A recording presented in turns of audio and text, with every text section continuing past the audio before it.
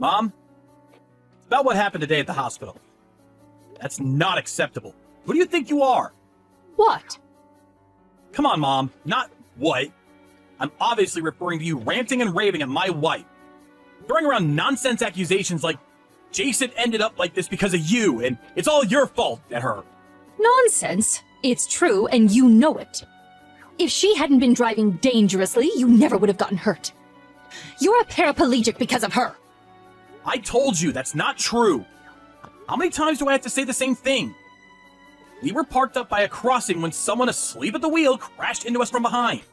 Neither me nor Ella did anything wrong. But if there was no accident, you'd still be a normal person, wouldn't you? I can't help but vent my anger. It's only natural. I'm your mother. A normal person? Are you saying I'm not a normal person? In any case, I need you to stop giving my wife a hard time. It wasn't her fault, and she feels awful enough without getting it in the neck from you. She got injured herself, you know. I don't give even 1/10 of a damn about someone else's kid. You're the one I'm worried about, Jason. You're my only boy. Someone else's kid? That's my wife you're talking about. Are you aware we're married? That makes her family. Family! Anyway, I'm fully capable of getting by and earning a living even if I'm in a wheelchair. So you really don't need to worry about me. Fine, have it your way. Oh, how ungrateful. To think I'm kind enough to worry about you, and this is the thanks I get. Jason, listen to me. I had a long, hard think last night. And I decided it would be better if me and you never had anything to do with each other ever again. I think we should cut all ties, son. What? It's time to address the elephant in the room, son. You're a cripple. Living alone is going to be virtually impossible for you from now on. There's no hope of you being able to look after me when I'm old and infirm if you can't even look after yourself. Old and infirm? What? Basically, you're cutting all ties with me because I can't look after you when you're old. That's not the only reason. On top of that, I simply don't have enough time or energy to look after you. Which means it would be quite inconvenient to have you around. I'm already getting old, you know. My knees creak, my hips ache. I'm no spring chicken. My plan is to live out my years getting by on your father's inheritance. That would be a lot easier for me if I had one less family member to worry about. Think of it as an opportunity to express some gratitude for all the hard work I put into raising you. You'll accept, won't you? You can't be serious. Is this the kind of thing a mother says to her heavily disabled son? Can't believe it. Come on, Jason. Surely you can see it can't be helped. I put in years of blood, sweat, and tears into raising you and did a damn fine job, if I do say so myself. I had no issue with devoting my time and energy to you when I thought it would pay off after I reached an old age. But now? What use is a son who can't even walk around without assistance? And I'm asking you nicely, won't you be a dear and free me from my servitude? I see. Basically, what you're saying here, Mom, is that the only reason you had me in the first place was so I could change your diapers when you get old. And now that I can't walk due to the car crash, I no longer have any value. So you're throwing me away like a piece of garbage. On top of that, you also plan on keeping all my dad's inheritance for yourself. Even though he specifically stated a sizable chunk should go to me. It's hardly my fault. Want to know what the single most important thing in the world is, son? Having a solid plan. If I cut you out of my life, I can live out the rest of my days entirely on your father's money. As for your side of the bargain, you also get out of having to care for me when I'm old and frail. No matter how you look at it, it's a win-win situation. Do whatever you like. I won't try and stop you cutting me out of your life. But don't you dare try and contact me or my wife ever again. This is final. That's my line. Don't bother showing up at the house and try to get your greedy hands on the inheritance, because you won't be setting foot inside ever again. Starting tomorrow, we're strangers. Is that clear? Okay, fantastic. Bye-bye.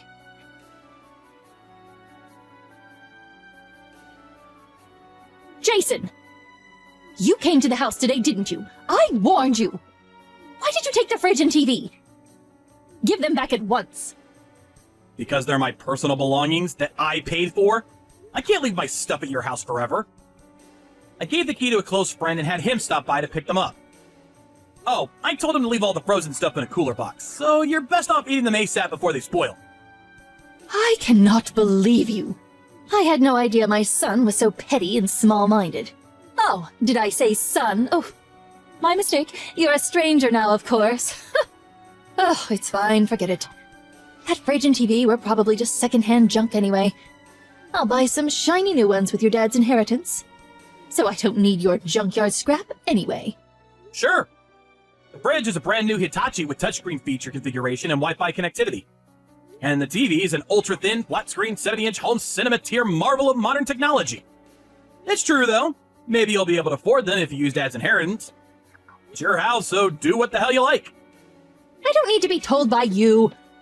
Believe me, that's what I fully intend on doing. Never message me again.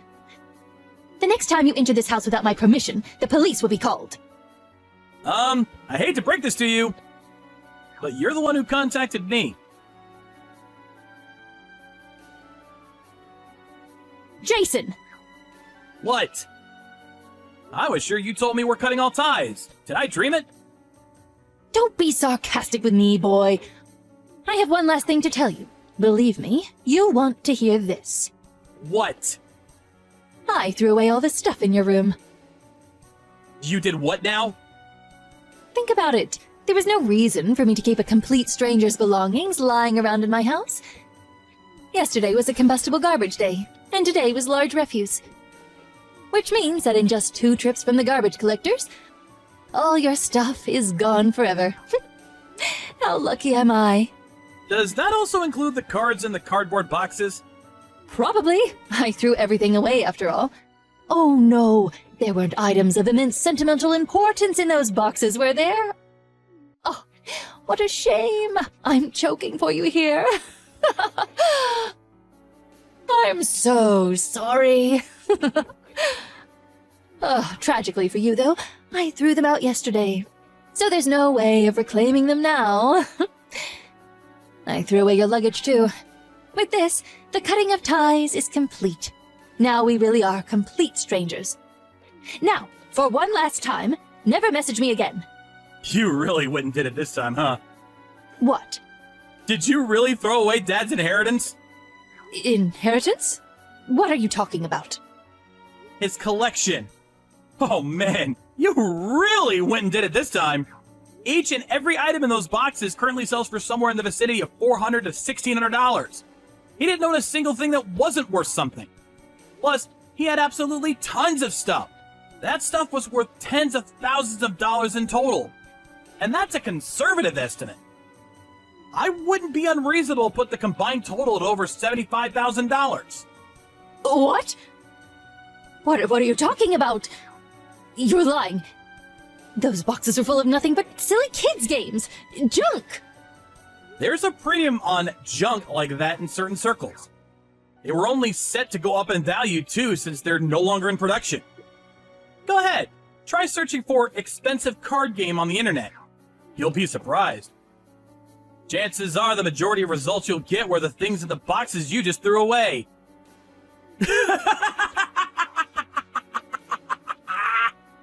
Wait, no, you're lying. You're lying, right? Tell me you are. Are you sure they weren't just replicas? If they were really so valuable, why didn't you have your friend take them when he was here for the fridge and TV? There was no way I could take them. Dad said they were part of your inheritance. He said he wanted them to go to you. What? You know how Dad had a bit of a hoarding habit? Well, before he died, he divided up all the stuff that could be sold at a decent price between the family and wrote it in his will. To me, he left all of the heavier, more unwieldy antiques. To you, he left the lighter, easy-to-sell card games. What? This is the first I've heard of it. Of course it is. Dad asked me to tell you in the event, and only in the event, that you were facing genuine financial hardship and struggling to get by. It's written in his last will and testament addressed to me. I can show you if you don't believe me. Now, I did plan on doing as he asked and was prepared to go through the necessary procedures if that time ever came. Oh my god. Good grief, Mom. I wouldn't have guessed in a million years you'd toss everything out. Me or the cards. It's not a total loss, though. I plan on taking good care of all the antiques Dad gave me, at least. Jason! You get yourself down to the landfill and start digging through the trash at once. What? No way! I'm in a wheelchair. That's impossible. But you said that stuff was worth $75,000. You might still make it if you go now. Hurry up! Move! I don't think so. You said you tossed them out yesterday, so they've probably all been crushed by now. Don't get clever with me, boy. Ah, I know. I'll make you an offer you can't refuse. If you come back with the $75,000 worth of cards, I'll allow you back into this family. Not just that, but I'll even look after you. Sorry to disappoint you, but like I already told you, I don't need looking after. What are you talking about? You're a wheelchair-bound cripple, for heaven's sake. How can someone like you live on their own? I'm not alone. I have my wife. Anyway, do you even know what my job is? I create plastic models. I receive commissions and then create prototypes for dolls, figures, and models, which is why I don't need to walk to earn a living. What? Does that mean getting crippled in the accident has no effect on your salary? How many times have I told you at this point? 5? 10? Damned if I know. What kind of mother doesn't know what their own son's job is? Do you have that little interest in me? Really? You do that? That's great news, son. Oh, wow. Am I your son again now? That sure is convenient, huh? There's just one problem. I don't consent to this rekindling of ties you seem to be assuming is taking place. We're strangers now, and we always will be. Jason! How can you be so cold towards your mother? Have you no heart? Despite me being so lonely, what with your father gone and all, how horrible. Jason, my boy, won't you be a darling and come back to the house today? Let's have some supper together. I'm not eating with you. Don't be ridiculous. There seems to be a small contradiction between cutting all ties with me and then inviting me over for supper to play Happy Families. Jason, please. This wasn't an easy decision for me to make, you know. I only did what I did because I was filled with anxiety about the future. I'm sure you were. I had a feeling to that effect, which is why I intentionally left only the card games behind. You're the one who threw them all out solely because you made the mistaken assumption they were guilty of the crime of belonging to me. To be honest, I'm more sick of you than I am sympathetic. I've got an idea. Won't you be a dear and give me all the antiques your dad left you? I don't mind if they're heavy. What? Why would I do that? Why would I give you the things Dad explicitly said he wanted to go to me? I won't even be selling them anyway. Those antiques were part of Dad's cherished collection, and they were really important to him. All the more reason to hand them over. They'd be far more valuable if I sold them. I could use them to get by on. What use are they as decorations for your apartment? They'd be nothing but clutter. It's what your father would want, Jason. You know it's true. I could explain in explicit detail why you're wrong, but you probably wouldn't even understand. Anyway, I have absolutely no intention of giving you any of his stuff, nor do I ever want to live with you again. I'm gonna stop replying to your messages soon. How can you be so insensitive? Oh, I've had it with you. Fine, I don't need you. I still have some savings in my bank account. That's great. Since you've been so heavily reliant on Dad's inheritance all this time, you must have saved up about $75,000 by now, right? What does my bank balance have to do with you, boy? If I did have that much, I'd be able to live off it for the rest of my life. Do you seriously think that'd be enough to see you through the rest of your days? What? 75,000? Of course it would. With your current lifestyle, you're eating through at least $15,000 a year. Doesn't take a genius to figure out you're only going to be able to keep that up for 5 more years. You could afford to have a higher standard of living when Dad was still around. But there's no way your current lifestyle is sustainable. What's your point? Are you saying I need to tighten my belt and save up more? No chance. You can't stop me buying the things I want. Listen, want to know what the simple, most important thing in the world is? Having a solid plan. If anyone can do it, you can, Mom. I have to make this clear, though, and it really pains me to say this, but me and my wife simply don't have enough time or energy to look after a complete stranger. Stop it, please, just wait. What do you mean, stranger? We're family. I'm your mother. Let's just talk this over. Jason, please, answer the phone. Look, Mom, I'm a cripple. Things would be a whole lot easier for me if I had one less family member to worry about. Look on the bright side. You're free to do what you want with Dad's inheritance. And I'm blessed to have a loving wife who looks after me. Which means you don't have to go through the trouble. No matter how you look at it, it's a win-win situation.